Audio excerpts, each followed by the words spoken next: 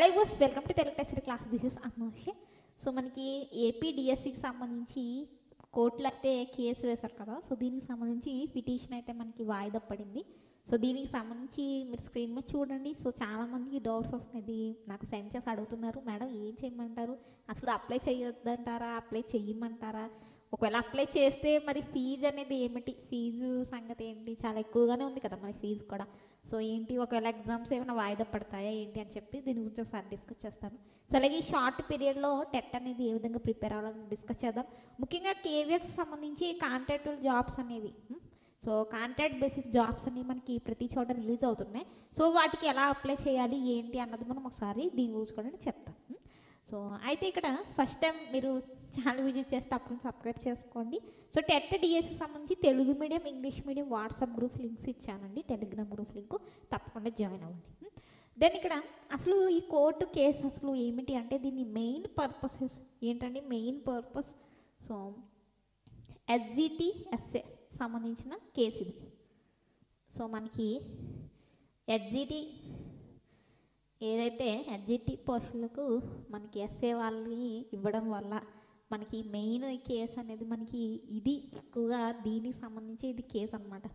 So మరి supreme court ఏం చెప్తుంది, ఎస్జిటి వాళ్ళకి మాత్రమే ఛాన్స్ ఉంది ఏంటి, ప్రైమరీ స్కూల్ టీచర్స్గా కేవలం ఎస్జిటి వాళ్ళని తీసుకోవాలి, డిఎడ్ చేసిన వాళ్ళు లేదా టీటీసీ చేసిన వాళ్ళని తీసుకోవాలని. మరి స్కూల్ అసిస్టెంట్ వాళ్ళని కూడా ఇక్కడ ఏపీ గవర్నమెంట్ ఏం చేస్తుందంటే అప్లై చేయండి అని ఎలిజిబిలిటీ అయితే ఇచ్చేస్తుంది. సో దీనికి సంబంధించి మనకి కేసు మెయిన్ పర్పస్ అనమాట. సో మరి పిటిషన్లో రిజల్ట్ ఎలా వస్తుందో చూడాలి. సో అప్లై చేసేవాళ్ళు అప్లై తప్పకుండా చేసేయండి. సో ఎందుకంటే ఇది 100% ఎవరు షూర్గా చెప్పలేరు ఎగ్జామ్స్ క్యాన్సిల్ అయిపోతాయని. సో కోర్టు కేసు అనేది అలా నడుస్తూనే ఉంటుంది, మనకి ఎగ్జామ్స్ కూడా జరిగిపోవచ్చు కూడా. సో అది కానీ నేనేమనుకుంటున్నానంటే, మళ్ళీ స్కూల్ అసిస్టెంట్ వాళ్ళు నాకు కింద కామెంట్స్ చెప్పకండి, ఎందుకు మేడం అందరూ ఎస్జిటికే సపోర్ట్ చేస్తున్నారు అని చెప్పి. ఎందుకంటే ఇక్కడ సుప్రీంకోర్టు అక్కడ చాలా క్లియర్గా చెప్పిందండి, హైకోర్టు కన్నా మనకి ఏంటి సుప్రీంకోర్టు అనేది చాలా హై అథారిటీ మన ఇండియాలో. సో ఆల్రెడీ ఇచ్చేస్తుంది అక్కడ ఏంటి, ఎస్జిటి వాళ్ళకి మీరు ఎస్జిటి పోస్టులకు అప్లై చేయాలంటే తప్పకుండా డిఎడ్ కానీ టీటీసీ కానీ ఉండాలని చెప్పి. సో మరి స్కూల్ అసిస్టెంట్కి సంబంధించి మరి వీళ్ళు ఛాన్స్ ఇచ్చారు, ఈ కేసు ఏం జరుగుతుంది అన్నది ఒక సస్పెన్స్ చూద్దాం మరి రేపటికి. సో దెన్ అప్లై ఫీజు అనేది ఒకసారి మీరు పే చేస్తే ఒకవేళ వాయిదా పడిపోతే మళ్ళీ ఫీజు అయితే మళ్ళీ రాదు పే బ్యాక్. సో అది ముందే స్టార్టింగ్ అప్లై వెళ్ళడానికి స్టార్టింగ్లోనే ఇక్కడ ఫీజు గురించి చెప్పేస్తారు. యాక్చువల్గా ఏదైనా ఒక గవర్నమెంట్ ఎగ్జామ్ జరిగిందంటే ఫీజు అనేది లాస్ట్లో పెట్టాలి ఆప్షను, కానీ ఇక్కడ ఏంటంటే వెళ్ళగానే మనకి ఇక్కడ ఫీజు పేమెంట్ అనేది ముందు వచ్చేస్తుంది అనమాట. సో అది లేదా ఒకసారి చూడండి, లాస్ట్ డేట్ వరకు ఒకసారి చూసి అప్పుడు మ్యాక్సిమం అప్లై చేయడం చూడండి.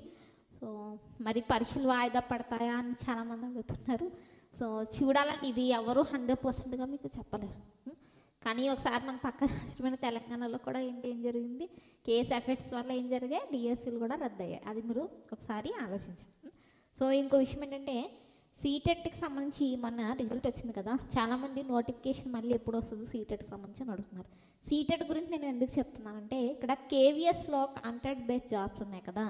సో ఇక్కడ కేవీఎస్లో మీరు కాంట్రాక్ట్ బేస్గా ఒక టీచర్గా జాయిన్ అవ్వాలంటే ప్రతి చోట రిలీజ్ అవుతున్నాయి. సో అందుకే వీటికి సంబంధించి నేను డేటా అనేది నేను టెలిగ్రామ్ వాట్సాప్ గ్రూప్లో షేర్ చేస్తున్నాను, అందుకే జాయిన్ అవ్వమని చెప్పాను. సీటెట్ అనేది చాలా చాలా ఇంపార్టెంట్. కేవీఎస్లో మనకి పర్మనెంట్ కావచ్చు, కాంట్రాక్టువల్లో టెట్లో కూడా కన్సిడర్ చేస్తారు, బట్ సీటెట్ అన్న వాళ్ళకి ఎక్కువ ఇంపార్టెన్స్ ఇస్తారు కాంట్రాక్ట్ జాబ్స్లో కూడా. సో శాలరీ చాలా బాగుంటుంది, 21,000 అలా ఉంటుంది, 22,000 అలా ఉంటుంది. CTET or any state TET ఏపీలో పడితే ఆ డిస్ట్రిక్ట్కి సంబంధించి మనకి ఏపీ టెట్, లేదా తెలంగాణలో పడితే తెలంగాణ టెట్ కూడా కన్సిడర్ అవుతుంది, బట్ సీటెట్ ఉన్న వాళ్ళకి ఎక్కువ ఇంపార్టెన్స్ ఇస్తారనమాట. సో సీటెట్కి సంబంధించి ఏపీ డిఎస్సి టెట్కి సంబంధించి క్లాసెస్ ఉన్నాయండి. CTET both SA SGT classes ఉన్నాయి, పేపర్ 1 పేపర్ 2.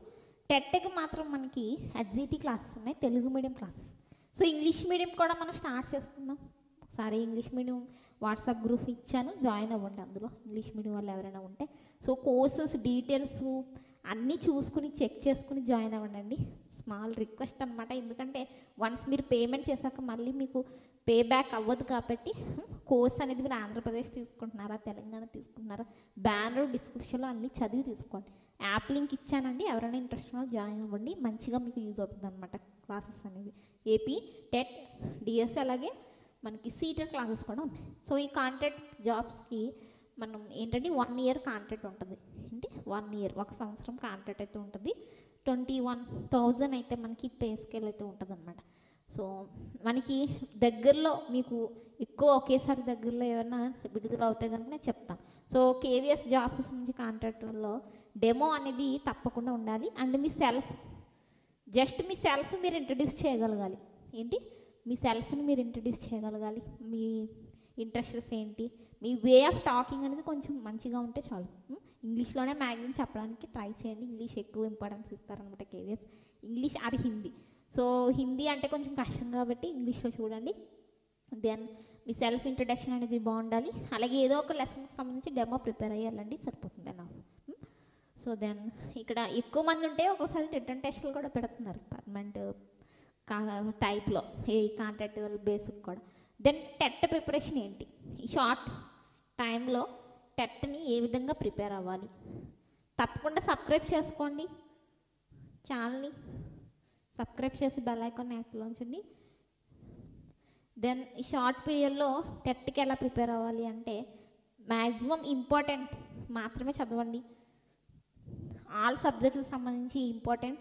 అండ్ రివిజన్ బాగా చేయండి అండి. రివిజన్ బాగా చేయండి. కొత్తవి ఏం చదవడానికి ట్రై చేయొద్దు. తక్కువ టైం ఉంది కాబట్టి ఎగ్జామ్కి చాలా తక్కువ టైం ఉంది. So maximum important revision and practice అనేది మంచిగా చేయండి. ప్రాక్టీస్ అనేది బాగా చేయండి టెట్కి సంబంధించి. సో నెక్స్ట్ నేను ఇంపార్టెంట్ టాపిక్ లిస్ట్కి సంబంధించి వీడియో వస్తుంది ఏపీ టెట్ సంబంధించి. సో ఆ వీడియో కూడా చూడండి, మీకు మంచిగా యూజ్ అవుతుంది అనమాట. Small information video. Then thank you for watching.